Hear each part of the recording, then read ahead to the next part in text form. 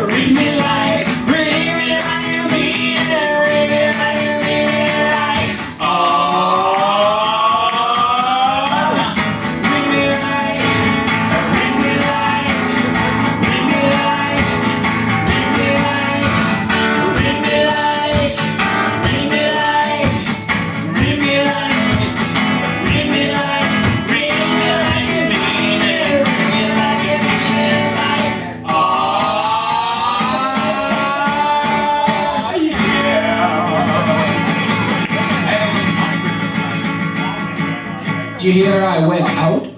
I was inspired by the jazz. Pete Campbell, everyone. Be back. Lester Interest, come on up. You see that issue of Rock Scene magazine? Yeah. There?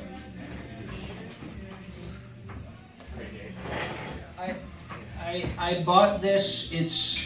It's a February 1978 issue, and there's a picture of the Toys in there. So I bought this when it came out. Like, I bought the magazine anyways, and I'm flipping through it, and I went, oh, there's Paul. And then looking more carefully, it actually, the caption underneath says it's a band called Simply Saucer, and the Toys caption is underneath the band Simply Saucer. That's right. Well, the funny thing is, no, here's the funny thing, okay? This is February 78. All I noticed was Paul and the miscaptioning. However, later in 1978, a band contacted me because they'd heard about our EP because it was reviewed in like Trouser Press and stuff. And it was this band from Toronto, or Hamilton, I guess, called Simply Saucer. And the guy, Gary Pig was his name, I guess he was their manager. He wanted to swap a box of singles for a box of theirs, so we put them in stores. So if you saw them or bought them at Quintessence, say, that's where they came from, was from me. And I sent him a box of our EP, and that was that. And we corresponded for a few years. The really funny thing is, I didn't notice till a couple of years ago when I was looking through this, like, oh, that's the band that later that same year I actually was in contact with. So how weird is that? Huh? It's fucking Paul was a noted beat poet. We in 1989, when we played at the Frostbite Festival up in Whitehorse, which was held around this time, it was really amazingly cold. They thought we were going to be a big deal or something. Like we hosted the final concert, which Sarah McLachlan was one of the, she was just starting out, but that's what they thought of us. Like, what the hell happened to us, anyways? But they had us play like the kids' concert. They had us play all these different things, and they actually asked us to play at they had a poetry workshop. They asked us to play. Big mistake. So Penny came with the recorder, and I came with this, and Paul did this, and they were not pleased with us. we came in and we went right after. We heard all about it after, so it was great. So this is the original cow drum. This is the very cow drum you hear on New Switcheroo when you hear Paul doing this, and Lester. Well, this is going to be a very pale imitation of Paul. He's not here though. Yeah, I realize that. But Paul used to, he had this way of mentally transporting himself back to North Beach, San Francisco, the Hungry Eye, circa 1961, maybe opening for Lenny Bruce with his beat poetry. He used to get the girls going when he did. Oh yeah. I could do that. Yeah, no, well, yes, be sure to snap your fingers at the end. That inside Lou and Davis, they totally ripped Paul off. Oh, yeah. Yeah. 100%. Oh,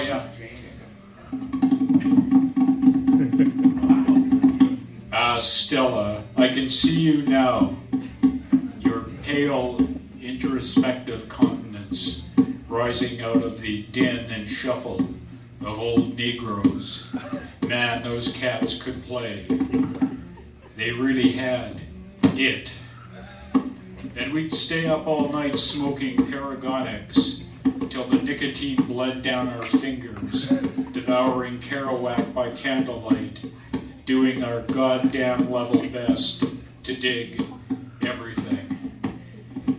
And you took interpretive dance while I spit into my saxophone, and we sang Spanish loyalist songs until the junk made us inarticulate. Oh, we'd run, hysterical and naked, chasing Puerto Ricans through the alleyways at dawn, screaming for a fix. Yes, yes. Stella, I can sort of see you now. Thank you, Larry. Paul Leahy, original beat poem.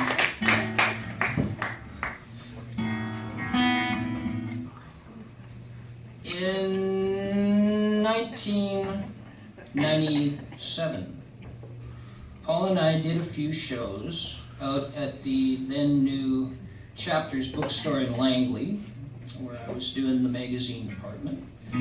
And so we did a couple of shows, and then we had one booked. And Paul was going in. He had something under his tongue, little bumps or something, that his doctor wanted to burn out. So this is 1997.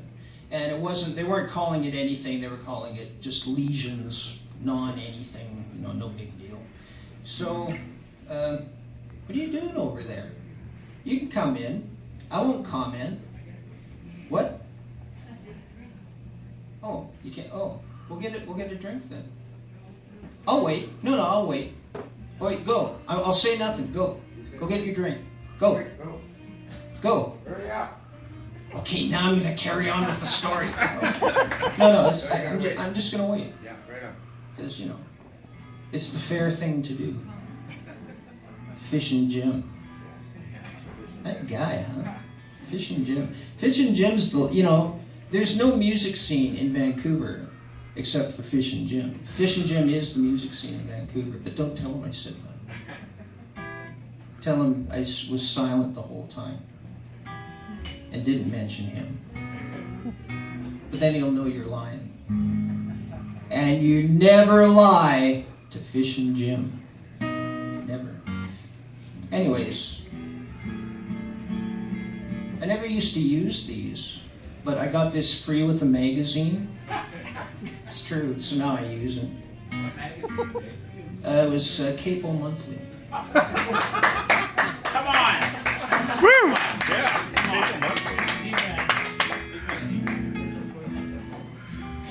It was Stay the Hell Out of the Goddamn Music Business magazine. That's what it was. How many people were at the rickshaw thing? Woo! This is the cat who did it.